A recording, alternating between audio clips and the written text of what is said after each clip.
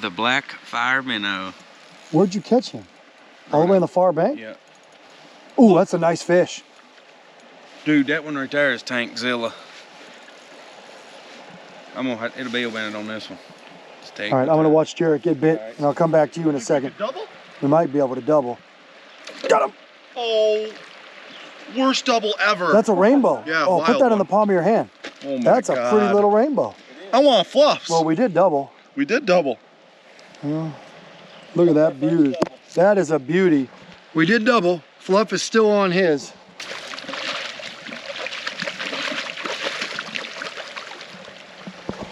I darn went to Withville, the Bojangles, got a sweet tea and came back, and Fluff is still going after this fish.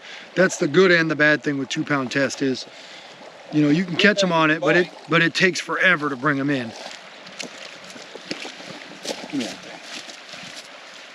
There we go, here we go. Jarrett with the net job. It's huge. I don't even know why we're using that net. It ain't gonna fit in there. No, this is huge. Oh my gosh. Oh my Folks. God. What a mega. There's Oh my God, look at this thing. There's a reason why. Dude, we come to Cripple Creek. I mean, that is an absolute slab that Fluff caught right there. Big, huge female. She's spitting eggs everywhere. Look at her. Look at that. Look at the fire minnow in its mouth, dude. It's choked. And Look there at this. is the fire minnow. Proof is in the pudding, folks. Black fire minnow. Bumped it a couple times right there in that hole. He couldn't resist. Almost Well, it's a too she, easy.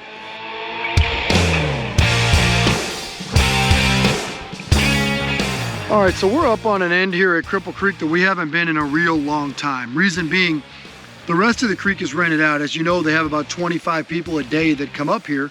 And right now, the only section that these guys are not fishing are these little section right here, right up against the fence. So up there, that fence right there is the end of the property you're allowed to fish. What we found here is a really nice hole, and it looks like there's a nice slot right here that has some depth to it.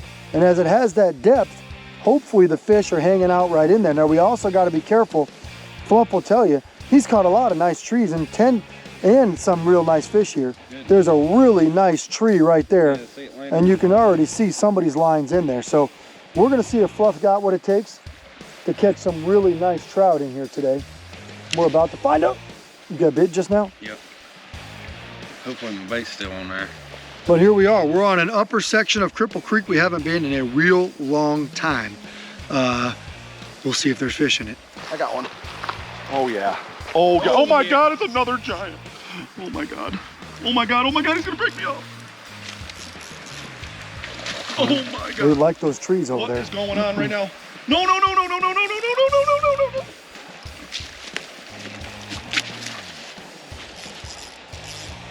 So, there's this tree trunk that comes into the creek right here. There's a really good hole in front of it from the water just plowing it. Then it makes a really nice cut after it too. And I tossed right after that tree trunk. Wham!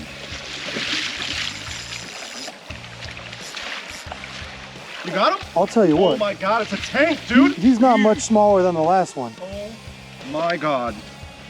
Another Cripple Creek mega. I'll tell you what, chartreuse garlic, I don't like using it because it stinks. But the fish love it. Oh my God. Just gotta switch it up sometimes. Don't let him get back there, Fluff. He's trying to. Look at him. Hey, you got the white one on now? Yep. Wow.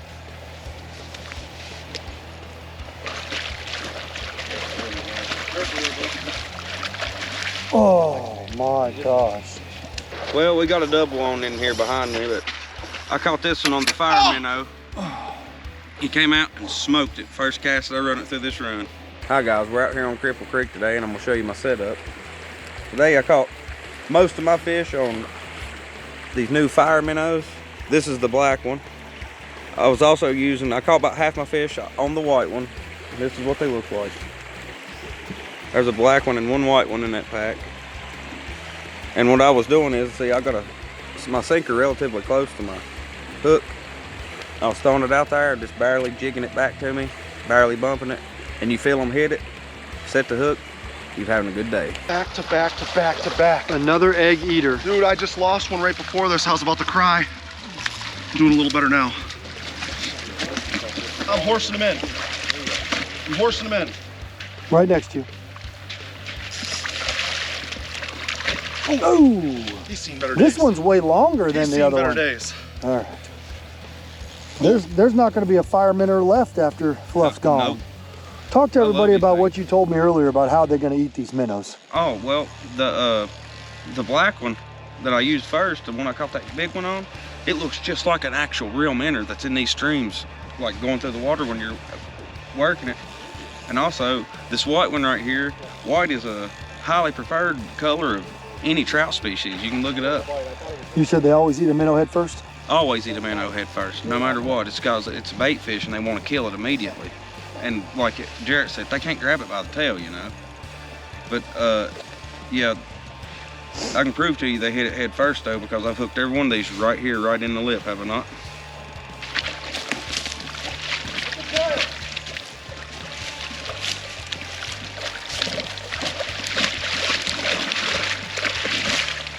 Ooh, God, that's a big white fire minnow. There it is, folks. White fire minnow in his mouth. He's been caught before and I even caught him. Oh. Look here, what a just absolute monster I caught on that white fire minnow up here in the little sycamore hole. Twitched it a couple times and he just absolutely inhaled it. That's a fatty. The big fish. Yeah. So we're staying way up here because the hole is way down there between those two trees. Anybody that's been here before has seen this hole, but if we walk up over here and look, the water is so clear right now, it's spooky as can be, and guess what? They're not gonna bite. So we stayed good 20 yards up, see if we can get these fish. He got them on a first cast. Yes.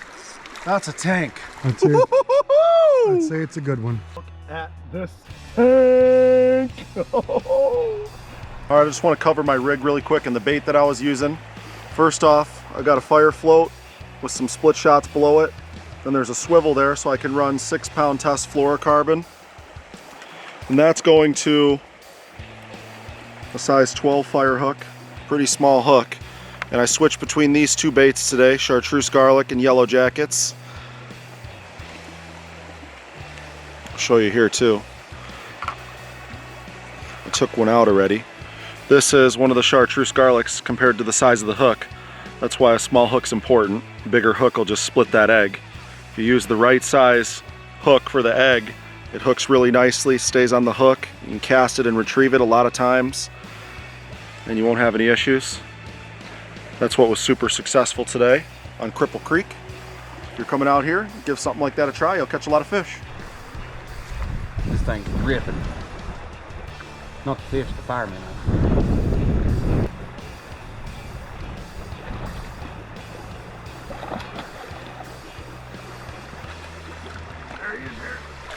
Woohoo! Hey, is that fire minnow? Why do I always get the fat ones? You talking about fish? Oh, are we fishing? Yeah. All right, guys. Come right here to this little hole in between these two trees. Had to sneak in here, but I snuck that black fire minnow in there on them. Well, here's your proof. We got the spot. We walked by these fish earlier about an hour and a half ago, and as soon as they saw us, we didn't know they were there. As soon as they saw us, they spooked like crazy. We tried to catch them, they wouldn't even bite. Hour and a half later, same exact bait, same techniques, 3 and 3 casts. Chris ain't kidding, it's crazy how stealthy you gotta be for these. And I mean, night and day difference. They wouldn't even look at it earlier when we spooked them, and now they're just crushing it.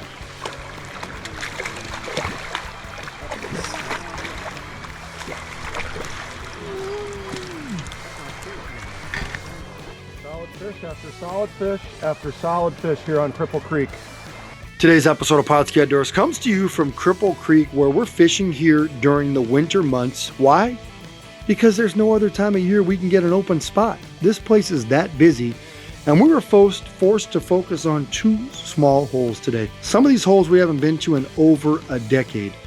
They're popular, but they're a little bit different. What I mean by that is, you can see this tree in the water right there. You're gonna have one of 2 things happen. You're either gonna hook up or you're gonna get snagged. It's one of those kind of places. It's really fishy and real snaggy.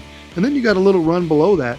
It's got a lot of, tricky places in there too, because there's timber in the water that you can't see. Now, we overcame that by doing a couple things. Jarrett went back and forth between using yellow jackets and chartreuse garlic eggs. He'd catch one, he'd have to switch to the other color, he'd have to switch back. And these guys did that both on, mostly with size 12 fire hooks, and they used the fire floats. Now, Fluff started off, he caught his first fish on garlic wildfire. And then I saw him go into the back of the car and sneak something in his pocket, which is pretty common. Luckily it was just fishing tackle this time. And let me tell you, he snuck something good. He snuck a fire minnow because he knew they were going to get bit and get bit right away. He said, hey, there's minnows in this creek and these minnows are going to work. Watch this. Sure enough, I watched him catch fish after fish after fish on fire minnows. He used the black and I think he used the pearl. And let me tell you, he got bit on all of them, just naturally fishing them throughout the stream. Now, what's interesting is we asked them how many fish they stock in Cripple Creek a year, and it came in somewhere around 36,000. Now, that may not seem like a lot to you guys, but they put in over 100,000 pounds of fish. You do the math. What's the average fish in here? Somewhere around maybe 2 to 4 pounds? Pretty impressive. I don't know where else in the world you can find a place like that. Now remember, this is Cedar Springs Sportsman's Lodge on Cripple Creek. It is $75 a day, and they take an average of 20 to 25 people on this massive property every day except Christmas. It's a place that is pretty awesome. There's no other way of saying it. So if you get a chance, you live anywhere in Appalachia, you live anywhere in the eastern United States, you live anywhere and like to fish for trout, put this place on your list. But be careful, don't too many of you guys book it because we want to be able to come back someday too.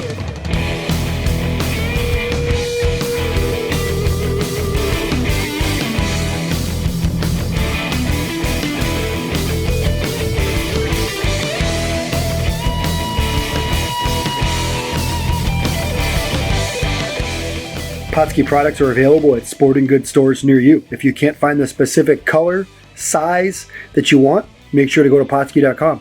And as a thank you for watching Pautzke Outdoors, we're going to show you a coupon code to be used for 10% off your next order.